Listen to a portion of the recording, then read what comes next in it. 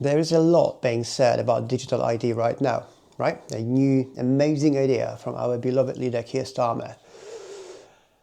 Everybody hates it. There's like 3 million people sign up petition for that crazy idea to go. But what I find it more interesting is the timing. You see, I don't know about you, but I did not see that one coming. I knew there's a plan for it to come up eventually, right? It's like everybody knows this, 1984, eventually they're going to come up with this digital ID which is going to enslave us forever. And there was actually a comment under my previous video where I gave my predictions for what happens over the next 12 months, which is getting a lot of momentum in that video. One of the most popular comments was something about that we are already halfway through this digital prison, right? There was a comment from Wojciech, who's been my subscriber for a long time. We sometimes disagree, but he was right. But you see, I was aware of it, but I wasn't aware it's going to come up now. It's one of those most well-known bad ideas we knew government is going to come up with, right? And it's being now introduced by the least popular PM ever. So when I look at this, it's like I see I have two options here, two scenarios. Either, the good one for us, either they just miscalculated it badly, and for some reason they had to rush, and they just came up now out of nowhere without preparing public for it, which will backfire back time. That's why we see this 3 million signatures and everything, and everybody's like being like, no, thank you. Or it was a calculated move because they need to rush for whatever reason. Something's going to happen which is going to cover all this noise around it, right? So it's like, hey, they knew the digital ID is going to be strongly, opposed. So they said, hey, we're going to do it now because we know in about 2 months or 2 weeks, there's something else coming up and people will forget about the digital ID. And on top of it, it's going to be introduced by this lowest approval PM. That means, well, we all know he's going to go anyway, so he might just as well push that one through and then he goes. You see what I'm saying, right? It's like, because if that was the most popular PM and if he would come up or she would come up with this terrible idea everybody hates and they know it, then obviously that person would immediately become very unpopular, right? So that would not be good. But if you got this super unpopular failing PM, there was one of the worst, coming up with the worst idea ever, the worst, much more worse than what he's done so far, then there's nothing to lose for the system.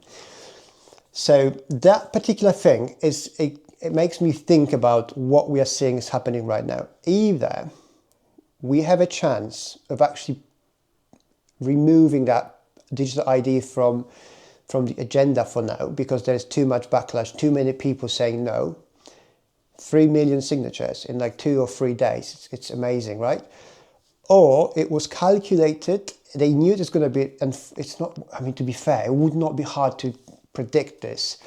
They knew this is going to go this way, and now we're going to see some other events happening around us which will start distracting us from this digital ID, and then the system will sacrifice, because they know he needs to go. The Prime Minister, he's going to say, okay, look, you didn't like this idea from Keir Starmer, he has to go. The Labour is going to come up with this new bullshit ideas about how they're going to make the country great. But the digital ID is going to be somewhere there, but we're just not going to be talking about this, right? Let me know what you think, because I don't see this timing. That timing is very particularly strange. You see, look, for example, at conflicts brewing in Europe, or everywhere, really, especially in Europe. But we're being kind of softened about what's happening and what's coming, right? There's more and more obvious messages. Like I think just from a few days ago, or even yesterday, Polish Prime Minister, openly said in front of cameras that the conflict in Ukraine is Polish conflict and they're going to have to get involved, like it or not, because of and they give you a whole bunch of reasons. But doing that, he's kind of softening all of us because we kind of feel it, we can see it, but now it's just like it's out there in the open, right? They keep talking about this. But when you think about this digital ID, there was nothing apart from these conspiracy theories and people just mentioning. But nobody would say it. Now, and then on top of it, they're coming up with these bullshit reasons for it. Like come on, you can't say it's going to help people get jobs and illegal immigration, it will help with illegal immigration, right? It's like, you can't. That is the most lame excuse and reason they could come up with. And like I mean, come on, they know we know.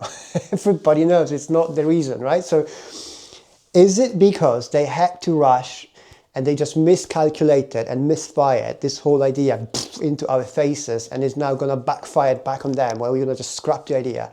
Or we're just being played like a dummies here? To be fair, I don't know. I would not put my money on either. I know politicians are, it can be not, they're not always the brightest maybe. They have the advisors and they do stupid mistakes, so that is quite possible. But they're also very cunning, so this could have been planned for a long time and it could have been one of the options, right? And then it's just situation is right now where introducing this idea to the people might seem like a good idea because we will soon enough forget about this, or there'll be bigger problems around us, so we're not going to be paying that much attention. And I think that I would probably more consider this as a potential scenario. Now, in this comment from Wojciech from my previous video, and by the way, if you haven't watched it, I recommend you do it. It's got like more than 15 or 16,000 views already. It's 2 days only. So I think people like it. I liked it as well, and it's going to be interesting to see if I was right or wrong. But in that comment, which was I think one of the most popular comments, hang on, this here somewhere here. He said, Wojciech said, is not optimistic about the future. Not optimistic about the future. This is an anti-human, anti-citizen movement. I think we're heading for a totalitarian state, Big Brother style. And he says we are already halfway there.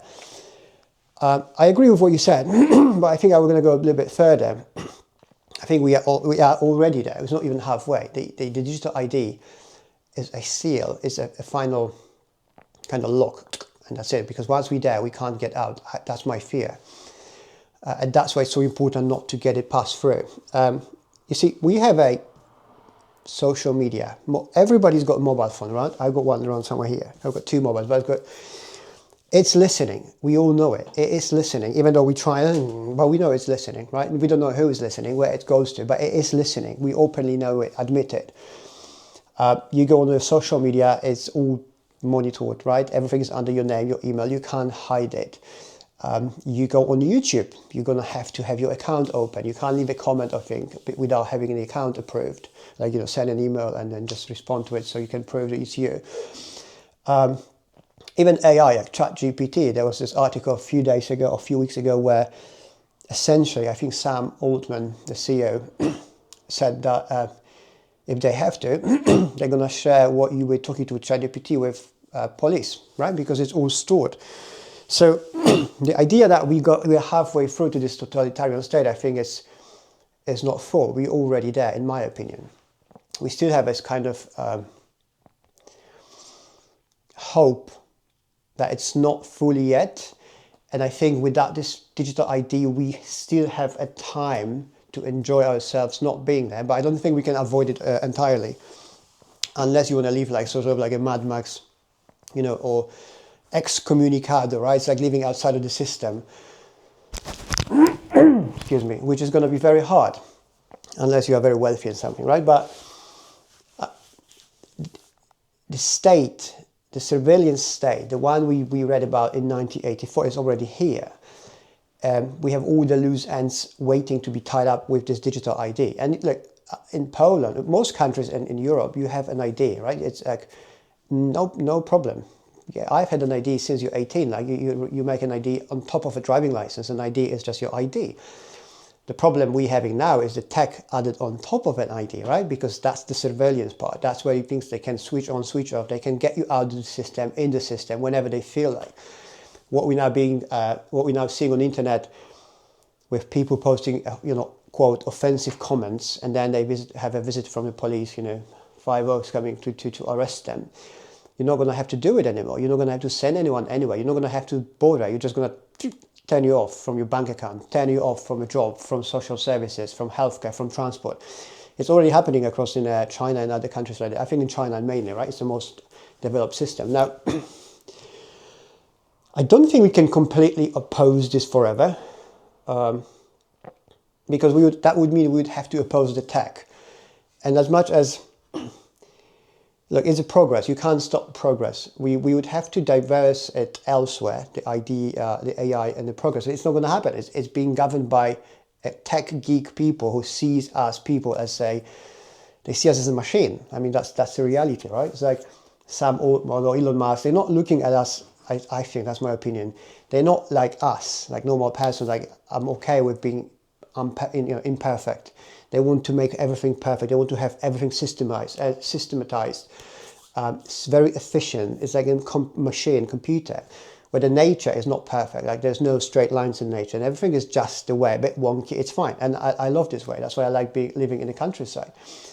But because of the tech is evolving so much, and the time is now, I don't think we can avoid it forever. We can keep delaying it, and we should. I hope we will. But I don't think eventually there's no way we can get out of it. But there are ways of how to mitigate those risks and how to deal with it. And I'm going to tell you this in a second, right?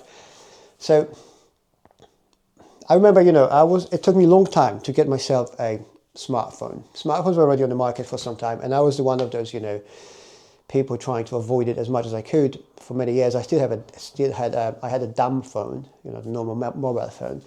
But eventually I gave up because of the work and because of just, it was almost impossible to be function around in the society.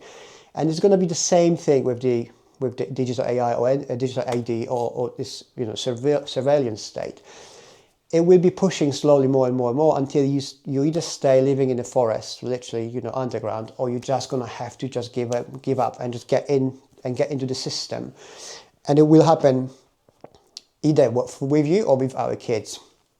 So it's not very optimistic, but there are ways of how to mitigate this and just delay it and have your life quality sort of around where it is now. Because I think the biggest problem with this, if you think about this, AI and this surveillance state is being naughty, right, to the system. This is what we're afraid of, because, to have messages fast, information fast, food delivered quickly, that's not a big deal, although it's a challenges with this, right? Especially like with this gig economy and migrants and illegal workers, etc. But tech itself is not as scary. It's people behind it and what they want to use for, and then they will consolidate the power very, very top for very few people who own this tech. They'll be more powerful than politicians. They'll be more powerful than kings everywhere in human history. They'll be the most powerful ever. They will be pretty much indestructible, I think. And eventually, the big risk is maybe that tech will actually turn on them. It's going to be so good that eventually we'll just remove the, that's what funny thing about the revolutions, they always eat themselves at the end, right? And starting from the top. So maybe the AI will get so smart at some point, I don't think anytime soon, but at some point we're just going to replace even people being on top of it.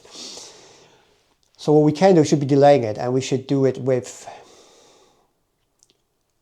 being positive, but also being realistic about where we are, okay? It's not going to be like, when I hear these people, trying to, it's not, I don't think it's going to be like a Terminator, right? We're going to have to burn, data centers or something to save ourselves. Like that's not going to work. We're going to have to accept what's coming out. It's a part of progress. It may be part of upgrade to reach, the planet we need. That's where we're heading to. That's why it's also so much mess around us. But the way to deal with it is, the main thing is to build yourself a small community of people who you can actually be with, okay?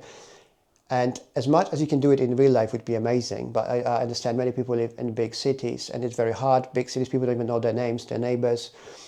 So then you have to go back where? You have to go back onto the internet, right? So you can use part of what is being used against you as your leverage, as your advantage. And rather than just being blindly walked towards the, the end, you can actually choose where to walk. And this is things like hobby groups, even watching this video, even being part of this channel is gives you sort of a belonging, sort of a community where actually, if what I'm saying resonates with you, that means we are similar. We would probably get along in life. Which, by the way, I have a community which you can join if you want to be closer to me. I have 3 people joined recently. 2 of them are going to see me tomorrow in London in one of the events I'm organizing. So by all means, please join if you want to go further in in knowing us, knowing me, knowing each other, having better conversations, maybe even meeting it in real life. But having a group of people like you is number one step, and you should start with your family. People don't have families nowadays, so that's a big problem, right? It's like part of like, okay, the family were removed from us, so what's next? So now you're going to have to work towards actually building your own community. It doesn't have to be big. It has to be as few people, because there is this.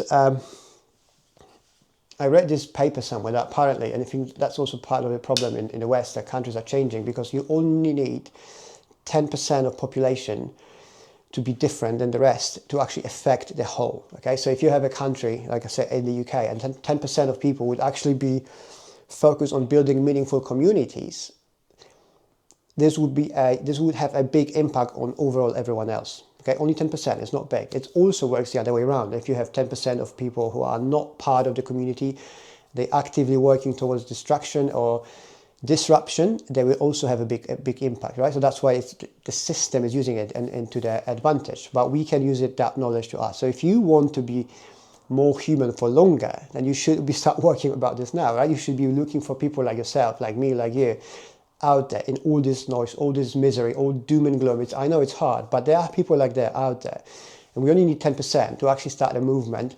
We're not going to be protesting. I'm never going to go protest with flags or whatever, like screaming and shouting. I don't have time for this, but I don't think it's efficient anyway. But these things will just spread across for, the people you need to find, they will find you, or the people who need to be found, they will be found. Okay, that's how it works in general. And like I said, you can't delay forever. I think eventually you're going to have to face, there is a end to some sort of like the way we used to live. But I think we still have time, lots of time, and we can still enjoy it and delay it as long as we can. We never know what comes next.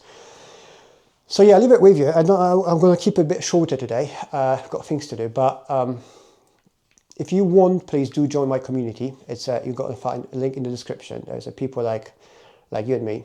We don't have to talk every day. Like, it's just come and join and be on and off. I do organize meetings, business meetings in London and elsewhere. I share it there when somebody wants to come and meet me and talk about business, whatever that is. Like having conversation different than what you have with your work colleagues or your, I don't know, neighbors, right? It's a little bit deeper, a little bit more like, hey, what do you think? Because I think this is an important step forward towards something, keeping this community things going, right? And if you can, just start doing it yourself. Find some people you want to talk to. Go out there with them. Like, if you're an immigrant, it's an amazing time for you to be alive, because I think it's going to be difficult, don't get me wrong, yeah. But on the other hand, it's quite an amazing time because you can actually build connections beyond where you're coming from, beyond where we are from, because we now have a common enemy. A system is actually gearing up with this digital ID and everything. So 3 million signatures. These are not just natives or only immigrants. These are all of us. We all seeing it, so we don't want that. So we can actually build real connections, not the fake ones, not the push one on the media or something, like the real connection. What connects us? Well, we don't want that. That is a good start. And then you can build the connection regardless if you're an immigrant or native, for the benefit of all of us. And then if we have all our differences, we can then sort it out later as we go. We can be friends, or we just solve this problem, we need to part our ways. That's how it goes in life, right? You don't have to stay there forever, but it's important to be aware of it. So now is a good time. Now is a good time to be an immigrant and integrate properly into society and fight that problem as much as you can, as everybody else. Look for friends, make friends, talk to family. If they're toxic, don't leave them. Don't try to wake anyone. If they're not awakened, or if they don't want to awake to it, it's just leave them, right? They're not ready. But that's it. Let me know what you think. I think it's important to understand the timing is odd. Something is off with that digital ID timing. We'll see soon if it's they either lost it and they just misfired, or we're gonna be distracted from it very soon, and maybe it will even bring Keir Starmer down. But that was maybe intentional, and then somebody else will come. And you know what they say, right? Be careful what you wish for. So let me know what you think. If you like this video, leave me a like, please. Thank you so much for all your likes, all your comments. My channel is on fire, which I appreciate a lot. Previous video is even more on fire. If you haven't watched it, please do. 12 months predictions of what's coming next our way. And yeah, until next time, stay positive, keep smiling. Cheers.